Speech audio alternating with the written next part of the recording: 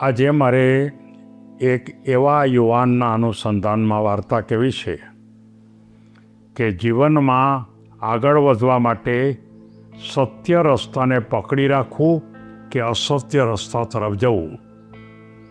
અનેક યુવાનો સત્યને છોડીને અસત્યના રસ્તા ઉપર જાય છે અને જીવનમાં હેરાન થાય છે. આવા લોકોને દિશા બતાવવા માટે મારે આ એક વાર્તા કહેવી છે. આજની વાર્તા સત્યનિષ્ઠા અને ધીમો વિકાસ જીવનની સફરનો ઉત્તમ રસ્તો.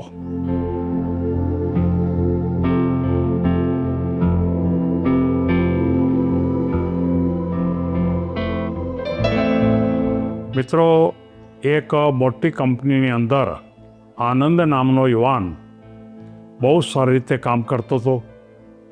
એ કંપનીની અંદર એકાઉન્ટન્ટ તરીકે કામ કરતો હતો અને એ કામમાં પૂરેપૂરી નિષ્ઠાપૂર્વક કામ કરતો.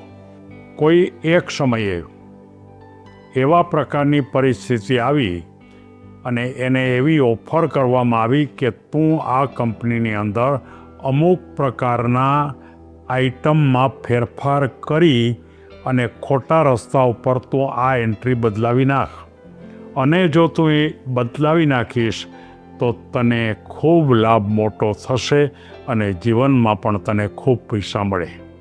આનંદના મનમાં એમ થયું કે વાત તો સાચી છે. એના કોઈ સજ્જનો મિત્રો હતા, એને પણ કીધું કે ભાઈ કરી નાખને, એકાદ એન્ટ્રીમાં શું ફેર પડે છે, તને તો લાભ મોટો છે જ, કંપનીને કાંઈ બહુ મોટો ફેર નહીં પડે. ત્યારે આનંદના મનમાં પ્રશ્ન થયો કે ખરેખર સાચી વાત એ બરાબર છે. મારે ખોટી રીતે એન્ટ્રીને બદલી અને હું ખરેખર ખોટી વસ્તુ લઉં તો એ વાત યોગ્ય છે. અને એના અનુસંધાનમાં એના મનમાં એક જ પ્રશ્ન આવ્યો કે જિંદગીમાં મને લાભ મળે કે ન મળે, પણ સત્ય રસ્તાનો કોઈ દિવસ હું ફેરફાર નહીં કરું. જીવનમાં હું સત્યને બરોબર જાળવી રાખીશ અને મારી ગતિ કદાચ ધીમી રહેશે તો પણ મને વાંધો નથી, પણ મારા જીવનની અંદર ખૂબ સારી રીતે શાંતિથી જીવન પસાર કરીશ અને હું ખોટું નહીં કરું. અને એ આનંદે ખોટું ન કર્યું, જેને કારણે એને જે લાભ મળવાનો હતો, પૈસા મળવાના હતા, એને કેટલીક ફાયદો પણ થવાનો હતો, એ ન થયો. પણ તેમ છતાં પણ આનંદે એ વાતને ફેરફાર ન કર્યો.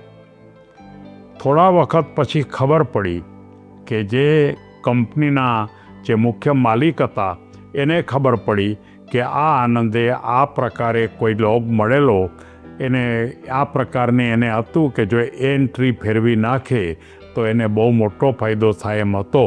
પણ ખરેખર આ આનંદે એ પ્રકારે કર્યું નથી અને એ ન કરી શક્યા એટલે એ આનંદ તરફ કંપનીના બધા જ મેનેજિંગ ડિરેક્ટરો અને બધા જ ડિરેક્ટરો એક ચોક્કસ પ્રકારના ભાવથી ખેંચાયા.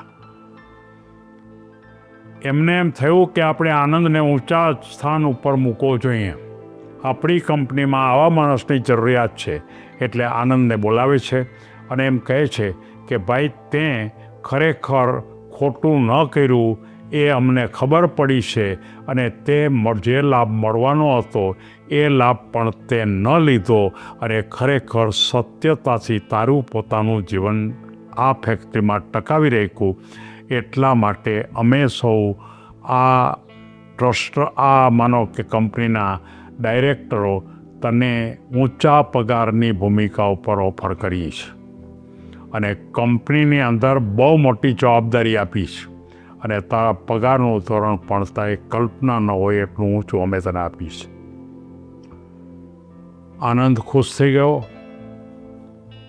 ઘરે એના મિત્રો મળે છે અને જે મિત્રો એને એમ કહેતા હતા કે તું એકાદ એન્ટ્રીમાં ફેરફાર કરી નાખ તો તને વાંધો નથી, એવા મિત્રોને એમ કહે છે કે દોસ્તો જુઓ, જીવનમાં મેં ખોટું ન કર્યું અને સત્યતાને હું પકડી રાખ્યું તો આજે મારી ઊંચાઈ આ કંપનીમાં ખૂબ વધારે થઈ ગઈ અને મને પગાર પણ કાયમી ધોરણે બહુ ઊંચો મળતો થઈ ગયો. મિત્રો, આવા કેટલાય યુવાનોને મેં જોયા છે કે નાના એવા લાભ માટે ખોટું કરી નાખી અને જ્યાં નોકરી કરે છે, જે જગ્યાએ કામ કરે છે, એને ખરેખર સાચા અર્થમાં અન્યાય કરી નાખે એવા કેટલાય યુવાનોને જોયા છે. અને એવા યુવાનોને માર્ગદર્શન મળે એટલા માટે આ વાર્તા મેં પસંદ કરી છે. અને ખાસ ખ્યાલ કરો કે જીવનમાં સત્યતાને પકડી રાખો, સાચી બાબતને પૂરી રીતે જાગૃત રાખો. અને તમારા જીવનને જો ધન્ય બનાવવું હોય તો તમારી સફળતા એને થોડીક વાર લાગશે, પણ તમે જીવનમાં હંમેશા સુખી થશો એમ આ વાર્તા બતાવે છે. બદલાવથી ક્યારેય તમારે ચિંતા ન કરવી. અને જીવનમાં હંમેશા એક વાત યાદ રાખો કે આપણા જીવનની અંદર સત્યતાને આપણે પકડી રાખશું. સૌને ધન્યવાદ.